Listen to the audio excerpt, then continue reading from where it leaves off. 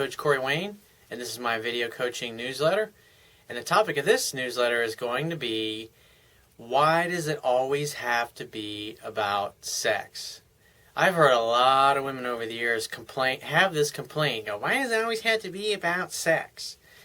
And typically, when a woman brings something like that up or makes that kind of a statement, is they're usually pissed off. Either A, they're pissed off at men in general, or they're pissed off at the fact that we men tend to be visual creatures.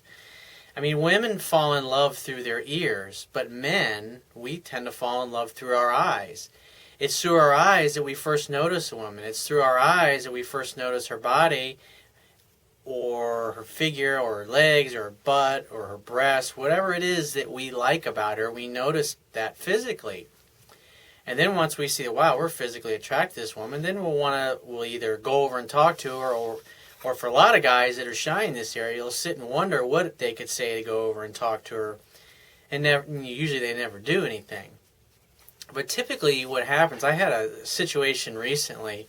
I had a woman that had sent me a friend request on Facebook, and I accepted, and I don't know, a few weeks later, some time later, she saw the headline of one of my articles, and I'm a guy, and when I got a guy that writes to me about the topic of women or sex or getting laid, I'm not looking to sugarcoat it or blow smoke up his ass or be politically correct. I'm fucking brass tacks, tell it like it is, how to get what you want, because that's what my clients pay me for. They pay me to teach them how to understand women, how to achieve their dreams, how to communicate with their wives or girlfriends better, or how to start conversations with women, or how to start a business, or how to improve their health or their finances.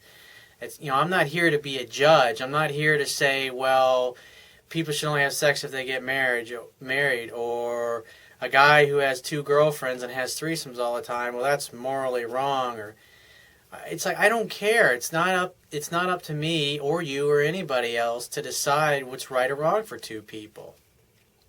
So my attitude is just, hey, if what I say offends somebody, if they get upset at the fact that men tend to think about sex initially, I mean, that's how we notice a woman to begin with. Well, like, we think, wow, look at that ass, look at those tits. That's what we think. That's what we talk about. And the funny thing is that when women get together, they're even more explicit about sex and relationships than we men tend to be. It's just that, unfortunately, there's a lot of jaded, not only women, but there's a lot of jaded men out there too. And that the women that are jaded, or that have daddy issues, or they're very structured, or they're ultra conservative, or they're prudish, they get offended when a guy finds them attractive or physically appealing. It's like some of these women, like this particular woman, it's like every one of her pictures that's in her profile is where she's holding the camera, like from up here, looking down at her. And she always has a low-cut top, which reveals her giant double D fake boobs, which are obviously, they look like they were recent because they were gigantic. And so all of her pictures are basically, hey guys, look at my big boobs. And then a guy goes, wow, can't help but look, oh, you're a pig. That's typically what happens. She wants a man to fall in love with her. She's single, obviously. She wants a man to fall in love with her, and she wants to be in a relationship. But anytime a guy finds her attractive or checks out her body, she gets offended or pissed off at, how dare you think of me that way. Because, like I said, women fall in love through their ears, but because she's got daddy issues and she's pissed off, she tends to attack and be an asshole to men. And usually, I can tell because I've been doing this for a lot of years, is that every guy that likes her and that she has a chance with, having a good relationship, she pushes him away. Anytime it moves too fast for her or whatever, and she gets bent out of shape and pissed off about it.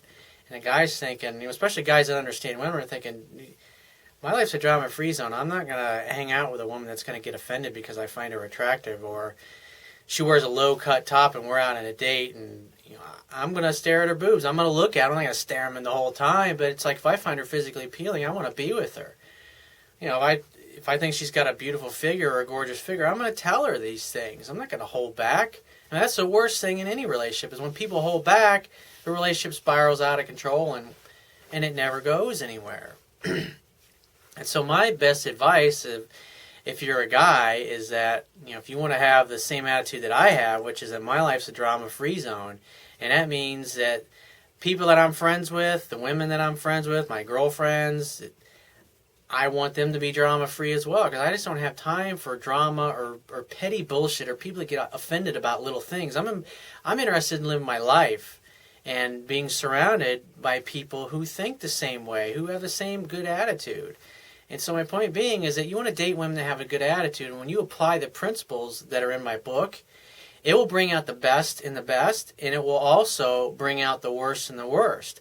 You know, the whole idea of following what I teach in my book is that so you can get yourself a good woman, a woman with a good attitude, who's sweet, who knows how to communicate, who doesn't get offended or upset because a guy finds her sexually attractive.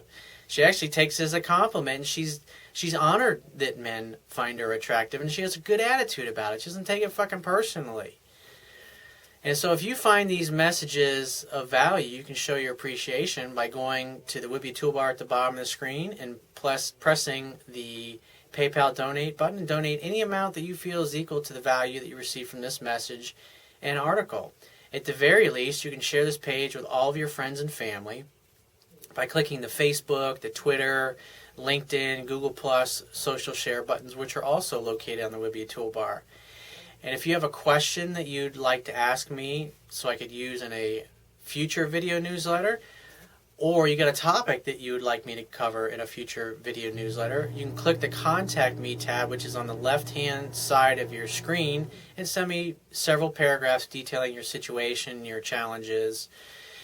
And if you'd like to become a paying phone coaching client of mine, you can click the Products tab on the top of my screen and just follow the instructions there to book and pay for your phone coaching session. So I will talk to you next time.